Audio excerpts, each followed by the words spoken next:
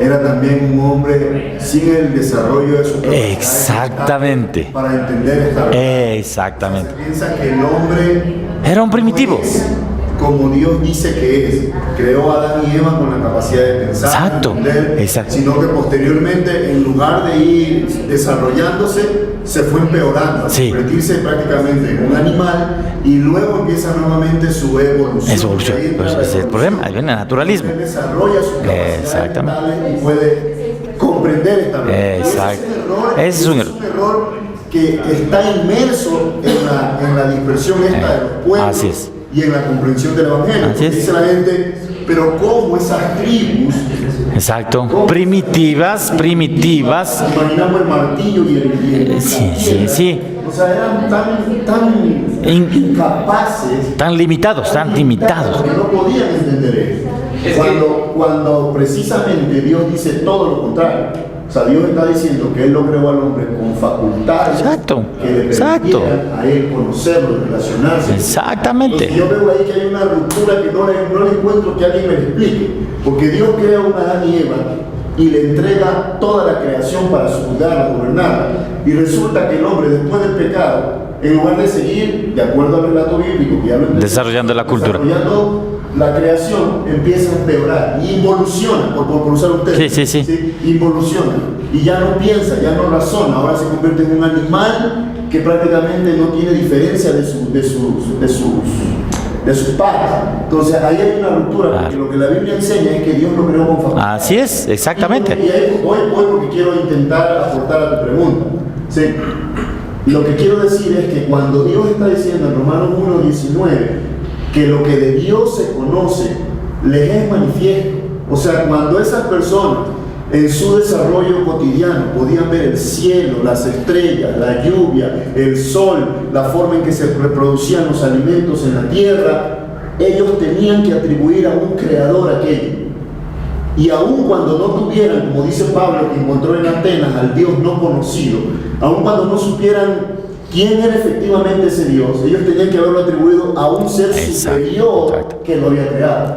Sin embargo, ellos se dejaron obnubilar por la majestuosidad del esplendor solar y decidieron adorar al sol. Adoraron a lo creado. O sea, la respuesta de Dios es clara. El hombre eligió, no importa en qué época del desarrollo humano, constantemente el hombre eligió apartarse de Dios, y eso lo llevó precisamente a caer más y más en la idolatría de lo que Dios había creado y no en Dios. Claro.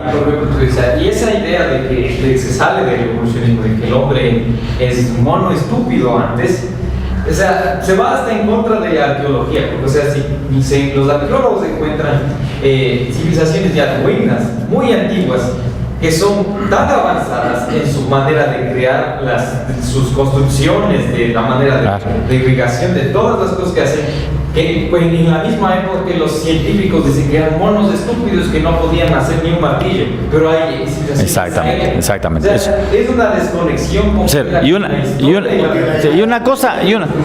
Exactamente. Y una cosa adicional también, verás. También ya y en el contexto de la iglesia mismo, de la comunidad de fe. Muchas veces nosotros creemos que porque nosotros tenemos el libro, la Biblia, nosotros sí podemos predicar el Evangelio. La pregunta es, ¿cómo fueron salvos en el Antiguo Testamento si no tenían todavía el libro? La Biblia como tal, en el sentido como lo vemos ahora. ¿Cómo? Habían los rollos, habían los maestros, habían los escribas, etcétera, los profetas que enseñaban, había todas esas cosas. Pero siempre eran salvos por la predicación del Mesías prometido para la salvación. Siempre fueron salvos de la misma manera. Entonces, si ves, o sea, el problema está muchas veces en que, ¿qué es lo que entendemos con esto de evangelizar o de predicar? ¿No es cierto? Nosotros muchas veces creemos que es la forma como hacemos actualmente que es la forma de predicar. Entonces hacemos campaña, esa es la manera. No. Revisa la Biblia. Y la Biblia, la palabra ha sido predicada, pero de distintas maneras. Y uno de los casos, digamos, más, ya, y con eso concluimos, sí. Sería Abraham. O sea, ¿quién Abraham? Porque el Abraham ni siquiera era judío. No. Él era caldeo. Sí. ¿Quién le enseñó a Alguien debió haberle predicado, pues. El Señor habló con él, ¿no es cierto? Pero Abraham pertenece a una línea también. Entonces, sí. Solamente quisiera aportar. Con eso concluimos ya. No es por- Pero otro ejemplo de lo que tú estás mencionando Ajá. es Felipe y de Dios.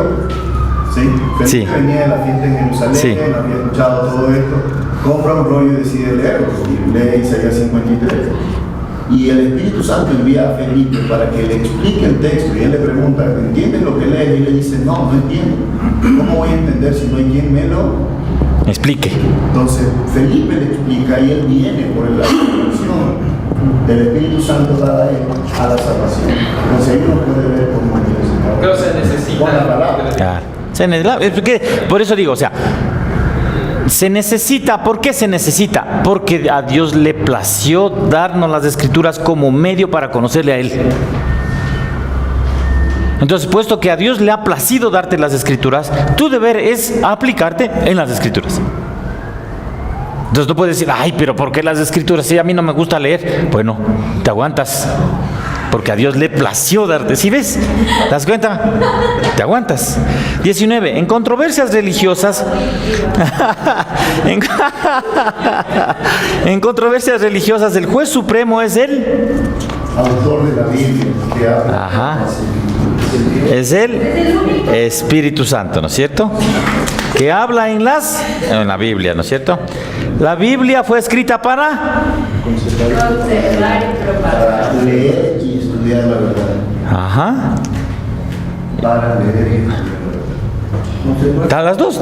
La otra también es conservar, porque eso veíamos también, ¿no es cierto? Conservar y propagar la verdad. Leer y estudiar la verdad también. Muy bien. Terminamos acá. Ahora vamos a hacer un alto.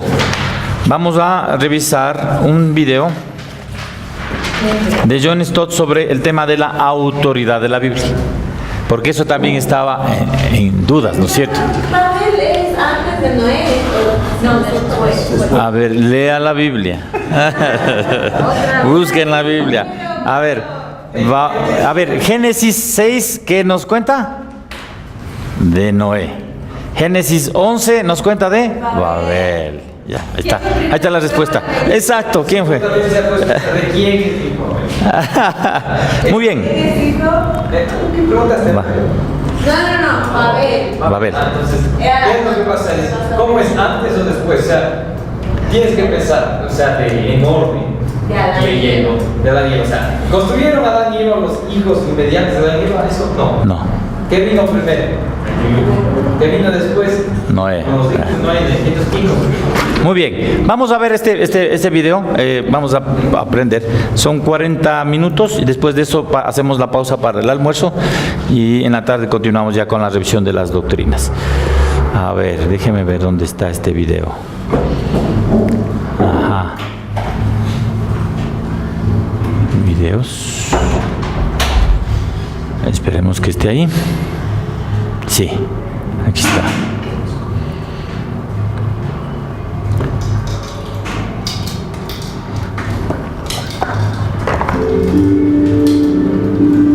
Ya.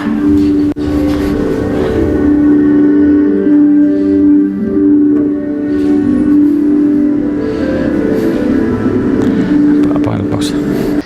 Ya, entonces nos invita a nosotros a poner en el lugar adecuado al texto bíblico, en el sentido de que si la Biblia tiene la autoridad que Cristo le ha dado siendo la palabra de Dios, entonces la Biblia no solamente tiene autoridad por lo que es, sino que también la Biblia es autoritativa para el pueblo. Es decir, la Biblia es una autoridad para demandar la obediencia del pueblo de Dios. Porque es, como decía Stott, la Biblia es la manera como el Señor Jesucristo gobierna su iglesia.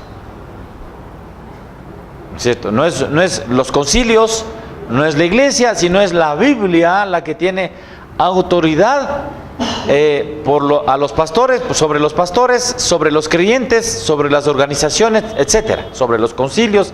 Entonces es la Biblia la autoritativa y demanda por lo mismo obediencia, porque por medio de eso el Señor gobierna. Ahora,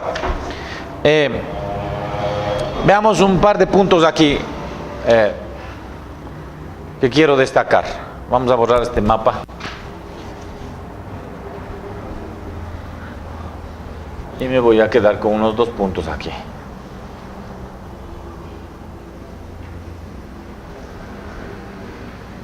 El Haga también, ya. Está claro el Haga. Muy bien. A propósito de este tema de la lectura,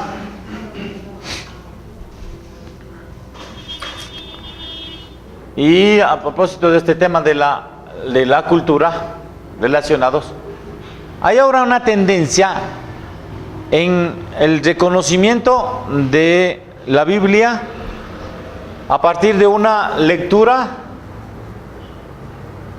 cultural. Un ejemplo de estos es, por ejemplo, la lectura feminista de la Biblia. Feminista. Voy a detenerme ahí, de la Biblia. ¿Cuál es el principio acá? ¿No es cierto? Dice, la Biblia es un libro escrito por hombres, ¿no es cierto? Entonces aquí está la Biblia. Hasta hace no mucho se aceptaba este criterio y estaba bien. O sea, la Biblia fue escrita por hombres, que dice claramente hombres escogidos por Dios. Porque Dios es hombre. Porque Dios es hombre también, ¿no es cierto? Y Jesucristo es hombre, entonces todo es una camarilla aquí. ¿Sí? Entonces la Biblia fue escrita por hombres. Aquí está, hombres. Pero estos hombres viven en una cultura particular. Entonces estos hombres fueron condicionados por su cultura, por eso mismo estaban limitados por su cultura, ¿verdad? Entonces, claro, no podemos pensar digamos en Abraham, que el Señor le dice, sal de... condicionados por hombres en una cultura que les condiciona y les limita. Entonces, Abraham no podía haber pensado que el Señor le dijo que salga de Ur de los Caldeos, estaba pensando en un avión, en cuál irse o en un carro. No, estaba limitado por la cultura y él sabía cómo tenía que hacer el viaje, cómo tener que transportarse, con camellos, con bus, como sea, pero limitado y condicionado por esa cultura. Entonces, no solamente las acciones de estos hombres, sino también las palabras de estos hombres estaban condicionados por la cultura. Y no solamente las palabras, sino las ideas de estos hombres estaban limitados por la cultura. Por eso es que hay que entender que en efecto la Biblia tiene limitaciones culturales. Por esas determinaciones con las que vivieron estos hombres. Entonces, por eso es que, por ejemplo, dice que la mujer guarde silencio en la congregación. Es un asunto cultural. No puede ser un principio, porque delante de Dios todos somos iguales, dice. Entonces, pero Pablo estaba limitado por la cultura, o sea, no. Exactamente. Ahora, sí, pasen para acá, ahora sí entendemos. Pasen para acá. ¿Verdad? Entonces, ahora es importante poner atención a lo que se está diciendo acá. Sí es cierto que los escritores bíblicos eran hombres de su época y de su cultura. Y el hecho mismo es que ellos utilizan muchos recursos literarios, históricos y culturales para exponer la palabra de Dios. Eso es cierto, ¿no es cierto? Entonces no vamos a negar ese aspecto de la observación de la lectura crítica de la cultura, es cierto. Jesús mismo era un judío. ¿no es cierto? O sea, una lectura cultural de Jesús o un entendimiento cultural de Jesús a nosotros nos lleva al hecho de reconocer que Él era un judío. No, entonces, siendo judío, Él tenía rasgos de su propia cultura, en lo que Él hacía, en lo que Él hablaba, obviamente. Ahora en el contexto de la teología hay una nueva oleada después de la búsqueda del Jesús histórico. Hay una nueva ola que está hablando precisamente del Jesús cultural, en el sentido de que Jesús era un judío marginal, y así es como tenemos que entenderlo. Eso, digamos que sí, nos anima a nosotros a revisar cuáles eran los elementos de la cultura, como veíamos en el curso anterior, los elementos de la cultura que están recogidos en la Biblia. O sea, debemos estar atentos a eso. Claramente, es obvio que hay elementos culturales e históricos que debemos reconocer para poder entender de mejor manera el mensaje. Lo que hablábamos temprano, por ejemplo, acerca del centurión. O sea, ¿quién es el centurión? ¿Qué es el centurión? ¿Qué hace el centurión? ¿Por qué está ahí? ¿Por qué se acerca? ¿Por qué Capernaum? Entonces, todo eso tiene una serie de elementos que nos permiten a nosotros entender mejor de qué se está tratando esa historia en ese momento particular, que para los lectores originales era más claro que para nosotros.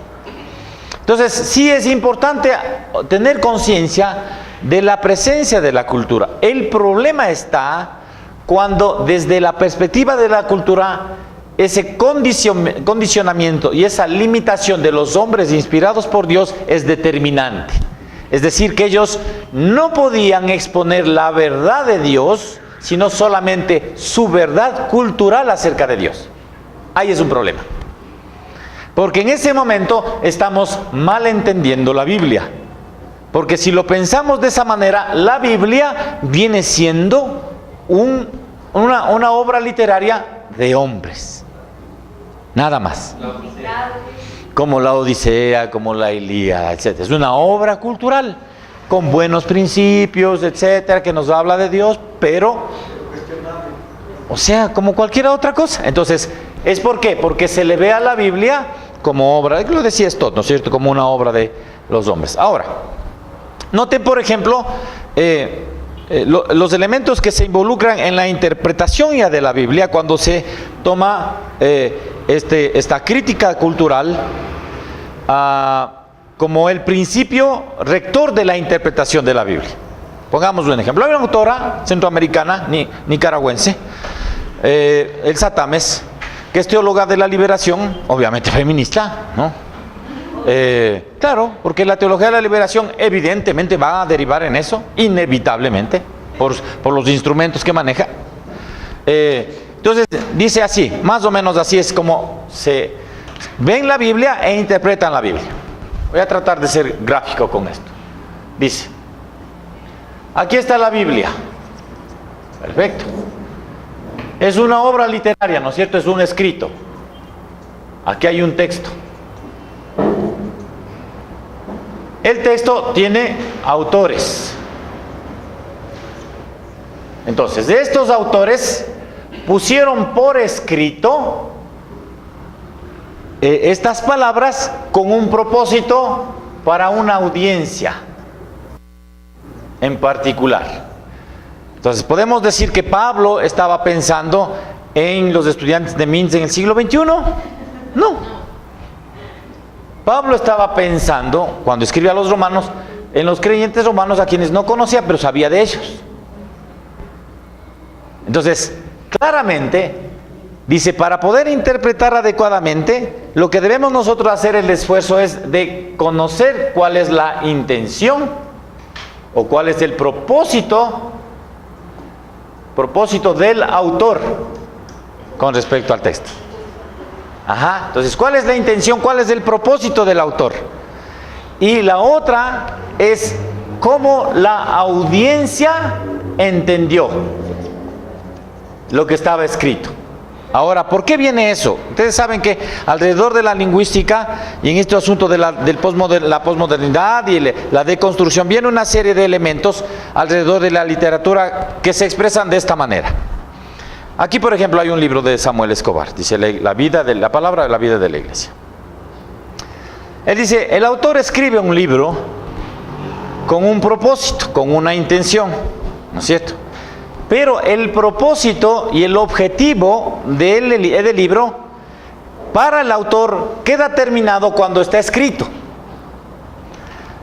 Entonces ahí está el escrito de Samuel Escobar. Llego yo, lector, y cojo el libro. Como yo tengo mi manera de pensar, mis prejuicios, mi cosmovisión, mi vida, yo me acerco con todo eso a leer el libro. Entonces el significado final no lo da el autor, sino el significado final lo da el lector. En ese momento muere el autor y muere el texto. Porque lo único que nos queda es un significado que le da cada persona que lee. Pura posmodernidad. Y eso no tiene sentido tampoco, porque al final no es como normalmente se fusionan las cosas con el ser humano. Porque si fuera así, siempre hubiera sido así, no hubiera gente que les gusta, por ejemplo, el Señor Dalí. Hay un montón de gente que les gusta el libro y entienden el significado de lo que querían. Claro. Todas las personas. Entonces, ¿cómo podemos decir que cada persona tiene su propia cosa? Pero ese es el punto, porque finalmente lo que ellos dicen es que objetivamente el significado del texto no existe. Objetivamente el significado del texto lo das tú cuando lo lees. Claro, pero eso es lo que está incorrecto. Si fuera así, correcto, sí, así es. Sí, lo que estoy trayendo a colación es esta perspectiva, esta lectura posmoderna de la Biblia. Entonces, ya no importa cuál es la intención del autor, lo que importa es cómo tú interpretas. Eso es lo que vale.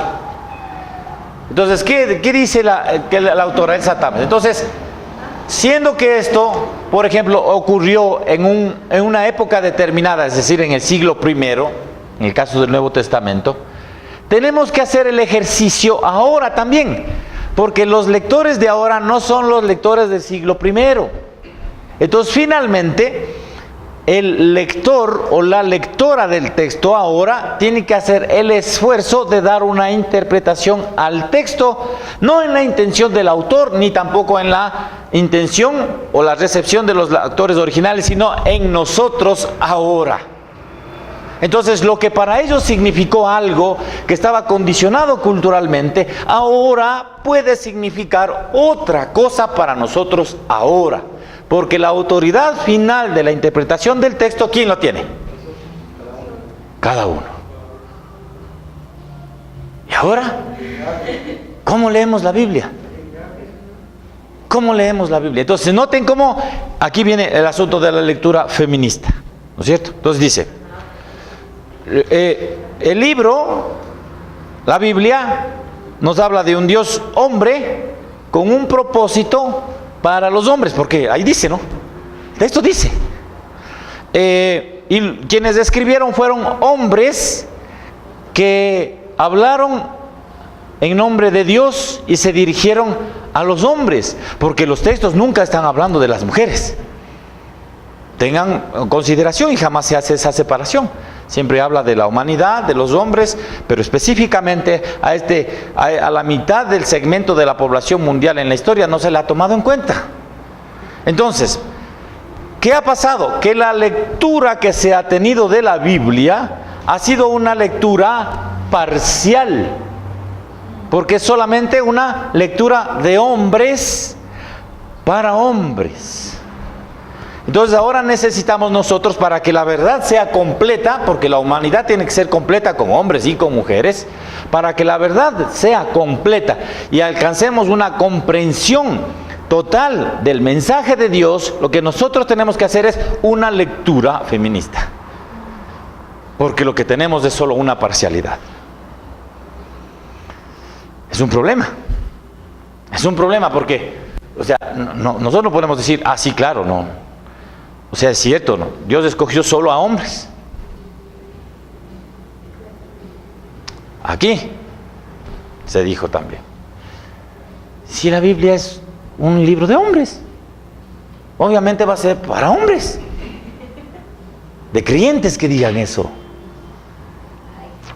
Es un problema, ¿no es cierto? Entonces es un problema hasta dónde estas ideas se meten. Entonces, es la lectura cultural, la lectura. ¿Qué es lo que nosotros estamos llevados a eso? Ahora, por ejemplo, hay una tendencia, pongan atención, al desarrollo de una teología de la niñez.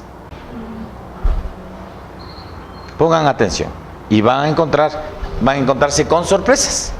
Porque asimismo, así como la lectura de la Biblia ha sido parcializada por los hombres y las mujeres fueron excluidas y ahora se necesita la lectura femenina, ahora también se necesita la lectura de la niñez. ¿Ah? ¿Cuáles? Pero ¿por quiénes escribieron? ¿Quiénes escribieron? Porque lo que los libros cuentan es la vida de estas mujeres.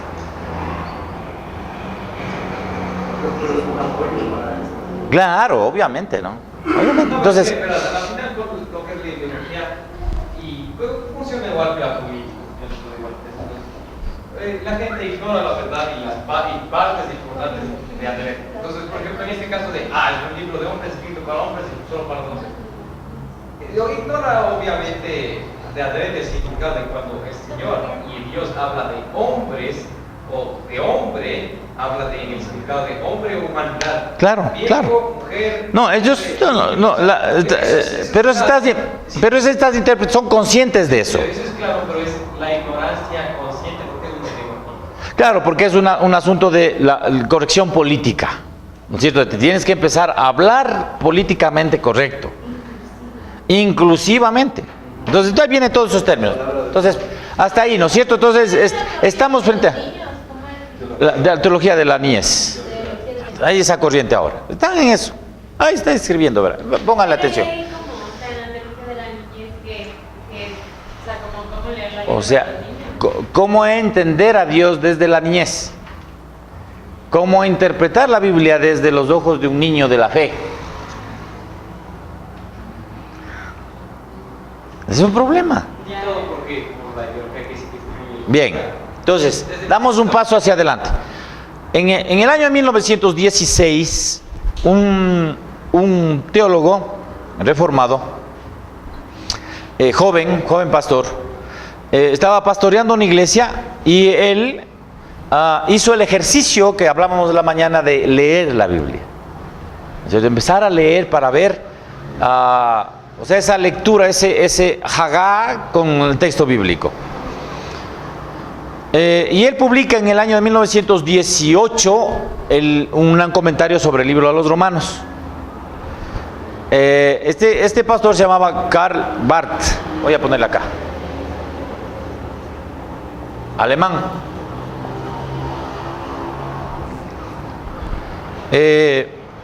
Porque él fue formado en la tradición histórica de las instituciones teológicas de esa época, en donde se hacía mucho énfasis en el conocimiento académico de la Escritura, ¿verdad? O sea, en esta escolástica en el estudio de la Biblia, en donde si tú dominabas los autores, dominabas los conceptos, dominabas las teorías, entonces tú estabas mejor preparado para el pastorado, cosa que no es cierto. Pero es necesario el estudio.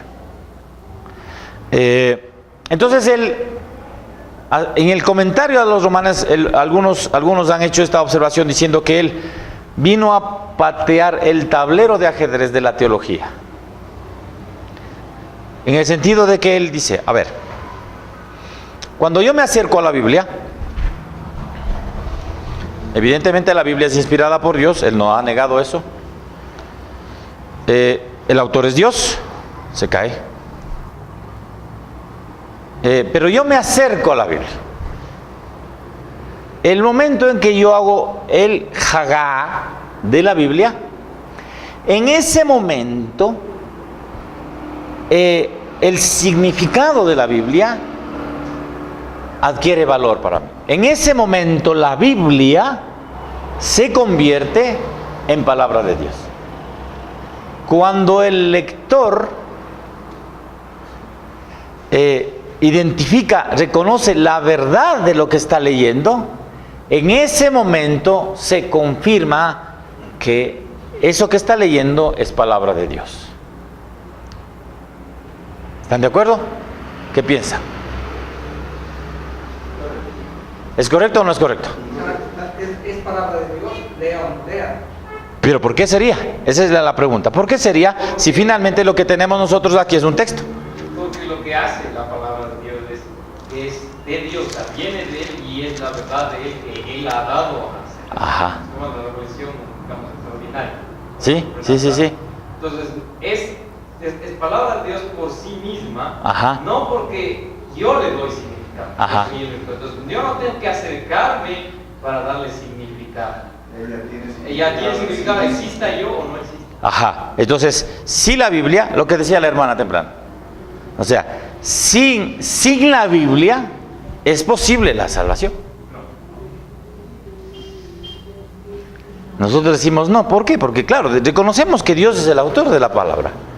Pero la pregunta era, o sea, aunque parezca extraña la reflexión, la pregunta era, ¿es la Biblia la palabra de Dios?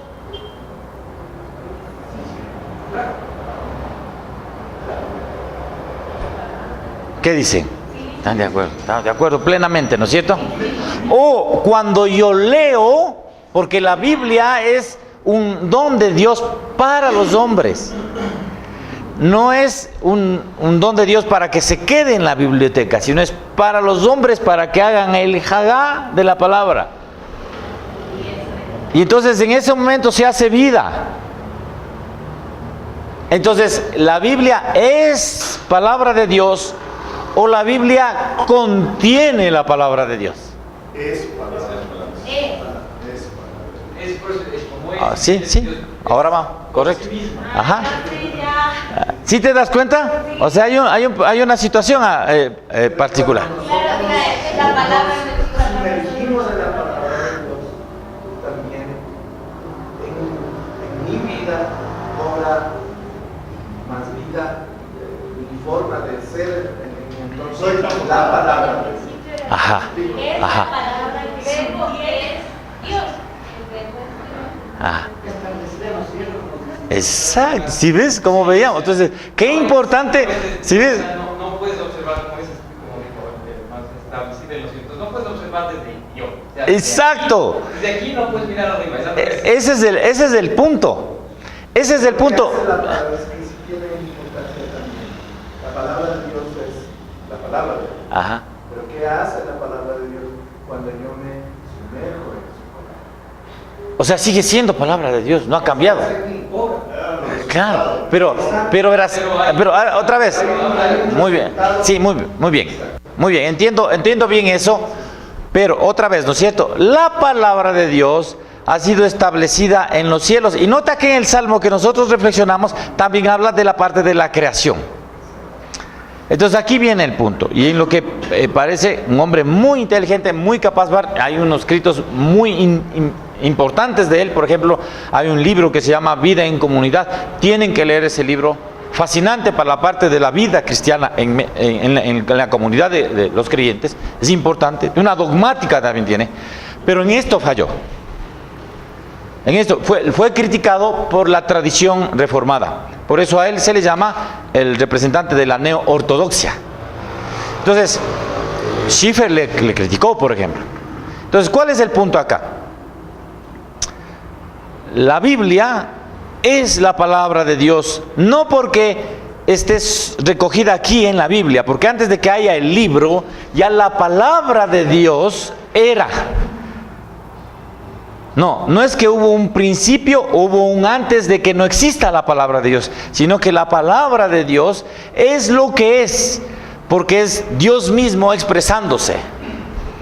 Entonces, siendo así, la palabra de Dios obra, porque fue pronunciada por Dios, porque tiene el poder de Dios, tiene el Espíritu de Dios, es Cristo mismo en acción, la palabra.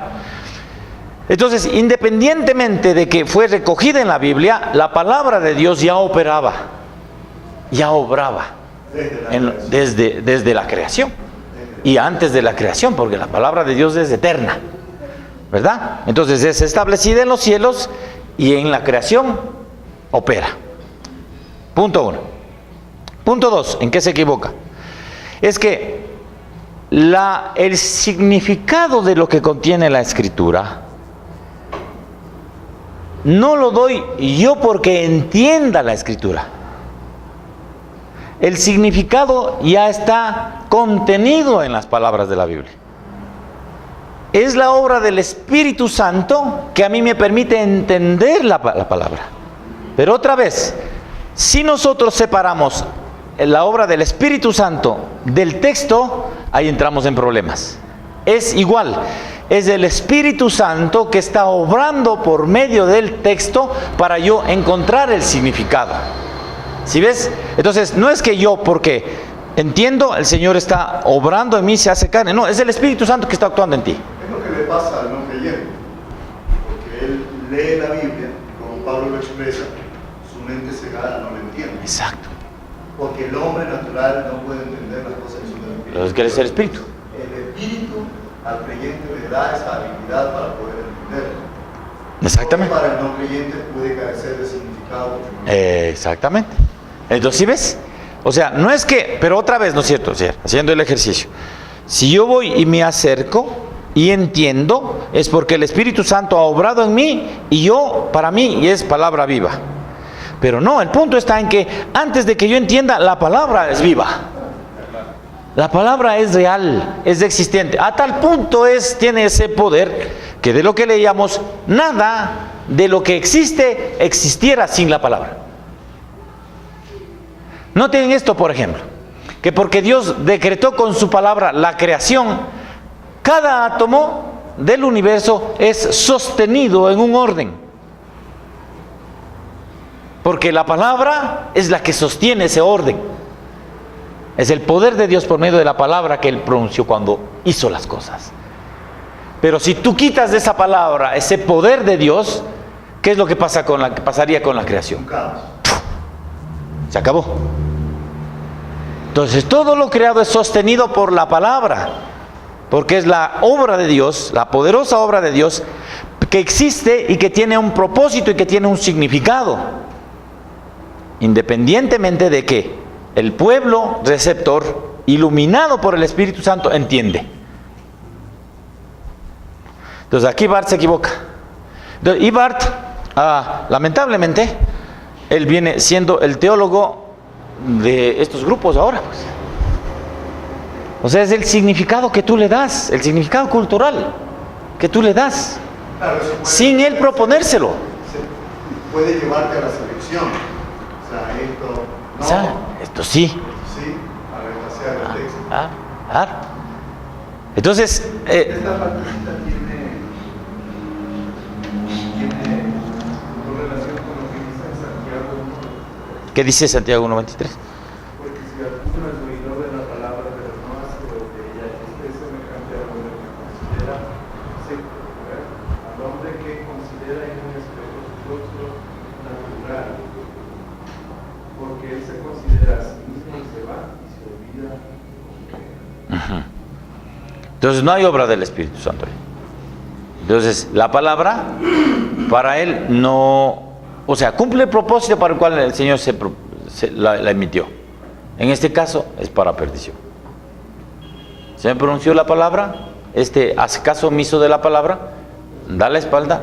Exactamente. ¿Sí ves?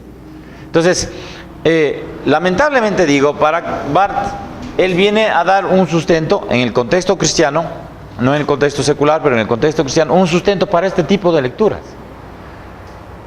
culturales. ¿Intencional? No, él no pensó que esto iba a ocurrir, ¿no? Y en el carismatismo es lo mismo. Ustedes en el carismatismo encuentran esta noción teológica de que si yo siento lo que leo, entonces es vida para mí. Cuando la palabra es y tiene la autoridad, entiendas o no entiendas, sino que la gracia de Dios opera para que el creyente entienda. Entonces, lamentablemente, eso es lo que nosotros tenemos ahora con respecto alrededor de la Biblia. Los debates son profundos, o sea, los debates son así, ¿no? Son serios. Ahora, vamos a ver entonces el tema, ya para después entrar a la parte de las doctrinas, ver un repaso general, el tema de la naturaleza de la Biblia. Entonces, vamos a ver. Porque alrededor de eso está el debate, si ven, o sea, ¿qué es la Biblia? ¿Es palabra de Dios o palabra de hombres? ¿En qué sentido es palabra de hombres? ¿En qué sentido es palabra de Dios? ¿Cómo es que están unidas estas? ¿Cuánto tiene de autoridad el hombre? ¿Cuánto tiene autoridad de Dios en la palabra? ¿Cómo defendemos esto? Porque esa es la crítica que el mundo hace. Si es un escrito de hombres, con sus falencias, ellos podían haberse equivocado, y de hecho se equivocaron. Y así empieza. Y uno dice, no, es que no es palabra de Dios, pero hombres que escribieron. Sí, pero es que, y ahí entramos en un enredo que no podemos solucionarlo. Entonces, por eso hay que trabajar este tema, ¿no es cierto? Entonces, primero, que nosotros vamos a reconocer que el texto bíblico es autoría de Dios porque es de Dios. ¿No es cierto? La palabra de Dios es de Él y es autoridad para todo lo creado. ¿No es cierto? Sin embargo, el texto bíblico tiene doble autoría. ¿Sí hago esa distinción? ¿En qué sentido? Para explicarme de mejor manera la parte de la distinción que hay que hacer. Antes de que el texto sea recogido por Moisés, Dios habló. ¿No es cierto? En la creación, habló con Adán, habló con Moisés. Estaba la palabra de Dios en acción. No había sido todavía recogida en el texto bíblico. Entonces, la palabra es de Dios porque Él es el autor. Pero el texto bíblico tiene doble autoría, porque es Dios hablando por medio de hombres. Ahora, no es que los hombres escribieron la Biblia como lo que antes había esa máquina llamada dictáfono. Ahora ya no hay.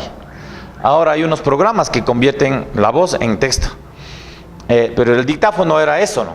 Entonces, tú te ponías en el cassette y se grababa y después podías transcribir porque te ayudaba en la redacción. Entonces, no es que los hombres actuaron mecánicamente, sino que los hombres actuaron como lo que son, como lo que el Señor les hizo, hombres.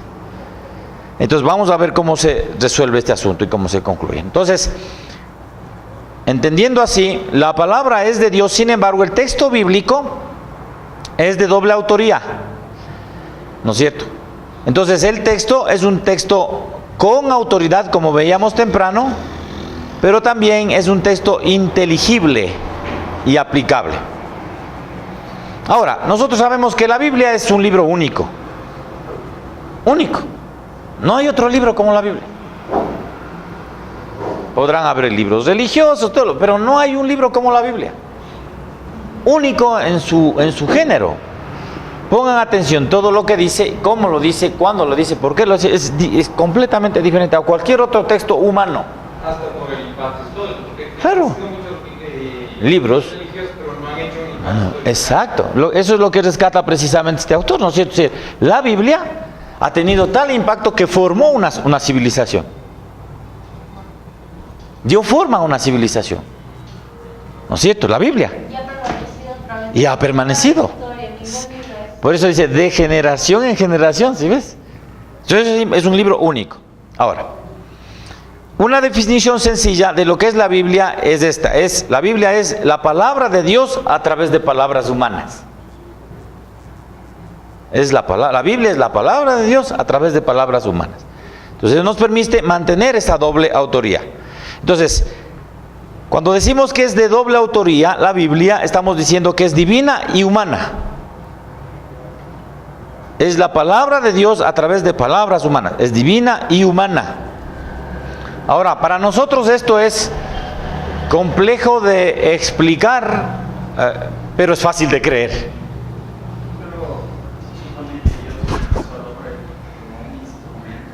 Ajá.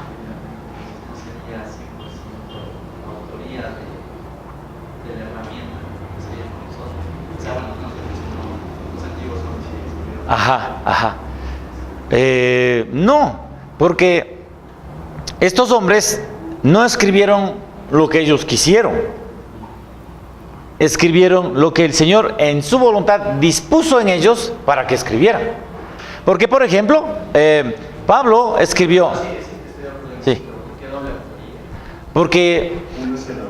Porque, otra vez, el autor original es Dios, por medio de su Santo Espíritu. Pero la palabra de Dios, el logos de Dios, ¿no es cierto? El verbo de Dios eterno y preexistente, el logos, no estaba registrado gramaticalmente. ¿Sí ves? O sea, el logos no es palabra gramática, es la palabra, es el logos de Dios. Entonces, para que nosotros podamos entender el logos de Dios, debía traducirse ese logos en palabras humanas. Y en ese momento entra en acción el autor humano. ¿Qué es el que escribió la gramática? ¿No es cierto? O sea, no escribió en quichua, escribió en hebreo. Dios es el autor intelectual. Sí, el material también, pues.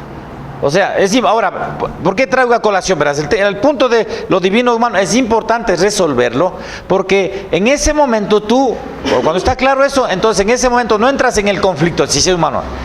Pongamos el ejemplo del Señor Jesús. El Señor Jesús es divino y humano. ¿No es cierto? Resuelve eso. Resuelve eso, ¿sí ves? O sea, finalmente crees que es Dios. ¿Por qué lo dice? Porque la Escritura da testimonio, el Espíritu Santo también lo dice, los ángeles lo dicen, el Padre mismo lo declara. Pero es hombre, encarnado, comió, tuvo hambre, etcétera. Era un hombre, divino y humano en él. Y es lo que dice Pablo, es el único milagro. ¿No es cierto? La Biblia es lo mismo. Es la palabra de Dios divina, plenamente divina, y humana en su forma plenamente humana.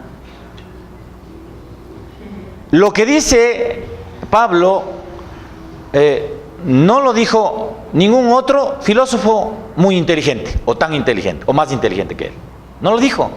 ¿Por qué no lo dijo? Porque no había capacidad en el hombre para expresar esa verdad divina. Pero él lo dijo. Entonces, divino y humano. No podemos nosotros a la Biblia sacarle el elemento humano, porque en ese momento no tendríamos texto, aun cuando sabemos que hay la palabra de Dios. No tendríamos texto. Entonces es importante. Ahora, el elemento humano tiene dos connotaciones: la autoría, ¿sí? Ajá. Uno, y el otro, la forma de entender, que es la única forma de que los humanos entendamos. Claro. No hay otra. Claro. El lenguaje es... El lenguaje, exactamente. Por eso es que Calvino dice que al Señor le ha placido en su gracia acercarse a nosotros condescendientemente, puesto que nosotros no podíamos entender la mente de Dios. Él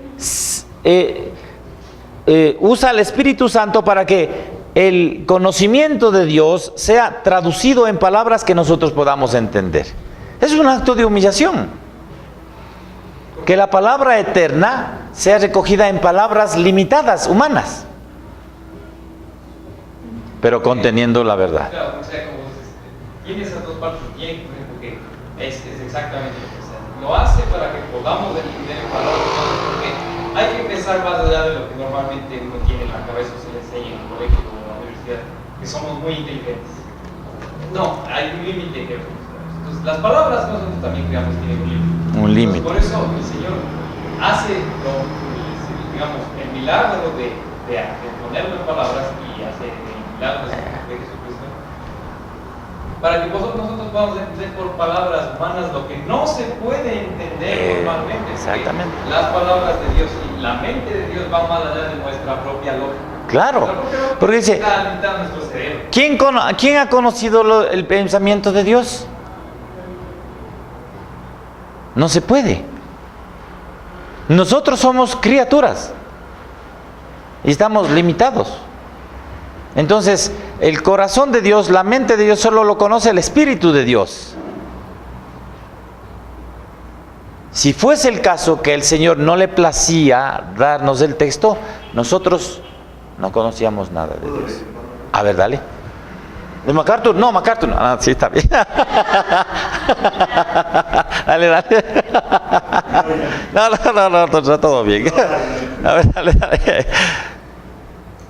Dice, por medio de su espíritu, Dios inspiró cada palabra que escribieron los autores humanos de la Biblia en los documentos originales de sus 66 libros. Esto es, los autores.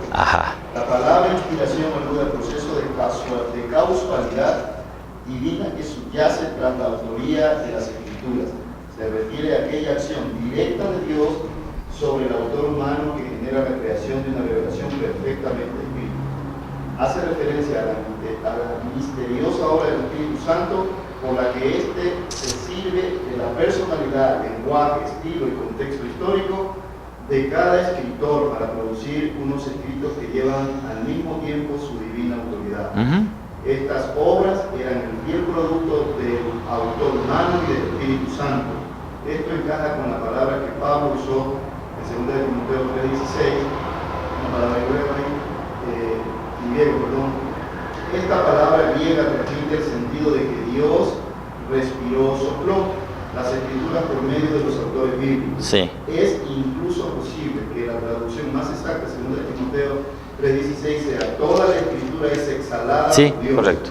Lo más importante aquí es reconocer que la Biblia reivindica como inspiración es una supervisión divina. Muy bien. Dios redactó las escrituras influyendo en los pensamientos del autor humano. Esto hizo que los autógrafos se consignaran palabras inerrantes y con autoridad divina. Correcto. ¿Le aprobamos al MacArthur? ¿Está bien? Bueno, avancemos, porque vamos a tratar algunos puntos que él menciona en ese párrafo. Muy bien, entonces demos un paso más adelante. Entonces, por eso es que si la Biblia tiene esa doble autoría, date nomás la vuelta, tranquila. Si la Biblia tiene esa doble autoría, entonces claramente la Biblia, siendo palabra de Dios, demanda de nosotros reverencia y humildad. ¿No es cierto? Demanda de nosotros, porque es la palabra de Dios y nosotros entendemos plenamente eso, porque nos vemos humillados por la verdad revelada por Dios. ¿No es cierto? Entonces, pero asimismo, como tiene doble autoría, cuando la Biblia, siendo la Biblia también palabra de hombres, demanda de nosotros reflexión y estudio. ¿Ve? Reverencia y humildad, reflexión y estudio, porque es no. Entonces vamos a ver, dice, obviamente con este tema hay extremos en el desarrollo de la teología, en la historia de la iglesia hay extremos. Y los extremos son eso, siempre nos hace extremistas y exagerados. ¿No es cierto? Entonces, en el punto está el fundamentalismo, cómo el fundamentalismo entiende la Biblia, y en el otro punto extremo está el liberalismo, que son dos corrientes de pensamiento al interior de la iglesia. No digo que los fundamentalistas no sean creyentes ni salvos, o que los liberales no sean salvos, algunos. ¿Es cierto? Pero hay esos extremos. Entonces, los fundamentalistas reconocen plenamente que la Biblia es palabra de Dios. Y punto final. O sea, ahí no hay discusión. Pero ellos dicen que, siendo que la Biblia es plena y completa en su totalidad, palabra de Dios, hubo la presencia de los autores humanos, pero esa presencia es irrelevante. No tiene importancia porque finalmente el papel que jugaron los autores fue un papel pasivo. Dios es el que hizo por medio de ese espíritu todo, les puso en la mente las palabras que tenían que escribir, habló con ellos. Entonces, el punto está en que, por ejemplo, Pedro, para escribir sus cartas, dice: siendo que su papel fue pasivo y no tenía mayor relevancia, en el momento de redactar la carta, sus facultades humanas fueron suspendidas en el proceso de inspiración. Trance y ahí. Más o menos como un trance, ¿no es cierto? Y escribió. Es más o menos como un instrumento musical, como una guitarra, ¿no es cierto? La guitarra está ahí, no suena, pero viene el autor, trin, trin, trin, trin, trin, escribe, compone, le deja la guitarra y se va. La obra está hecha. La guitarra fue usada como un instrumento que no tuvo nada que ver en la creación. Entonces, los autores humanos no jugaron un papel activo ni un papel consciente, dice el fundamentalismo. Entonces, plenamente todo es palabra de Dios y los hombres, no hay intervención, no hay influencia humana en el texto bíblico. Ahora, el otro extremo, los liberales, en cambio dicen, no, o sea, seamos honestos, seamos francos en esto. El texto, las palabras, la gramática, las comas, los puntos aparte, los párrafos, todo fue obra de hombres. La Biblia es palabra de hombres. Contiene solo un destello ocasional de la inspiración divina, pero sigue siendo palabra de hombres que recoge lo que Dios dice. Por eso contiene, pero no es palabra de Dios. Entonces, ahora, cuando Dios dijo, mira, presta atención porque esto Dios dijo. entonces, ¿quién tiene la razón?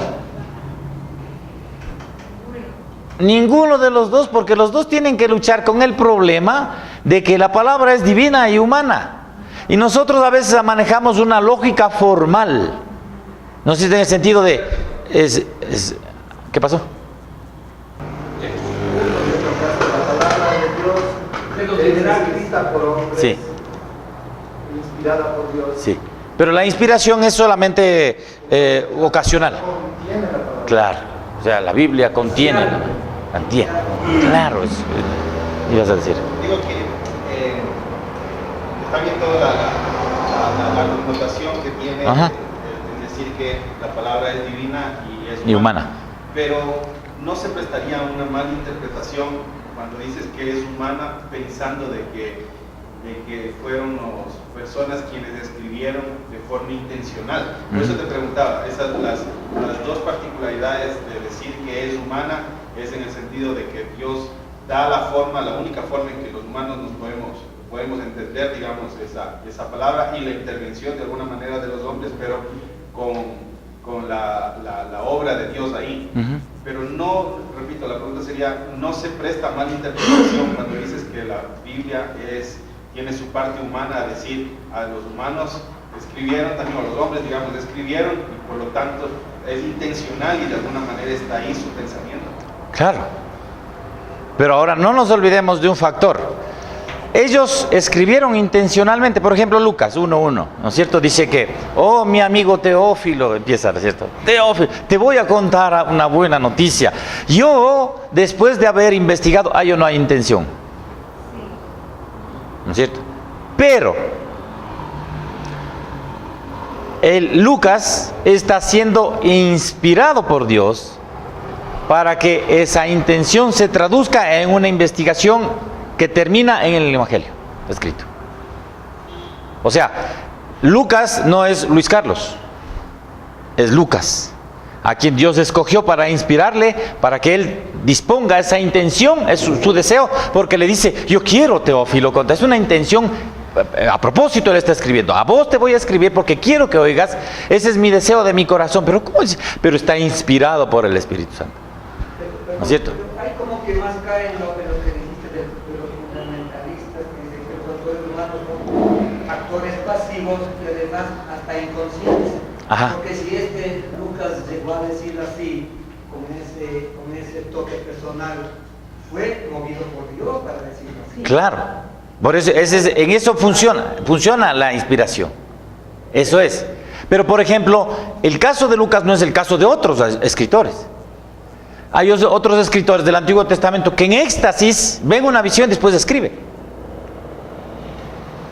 O oyen la voz de Dios y escriben. Ahí en ese caso, tal cual, copia, dice estas palabras. que te voy a decir, copia. Pero no fue en todos así. No sé si vamos a ver más adelante.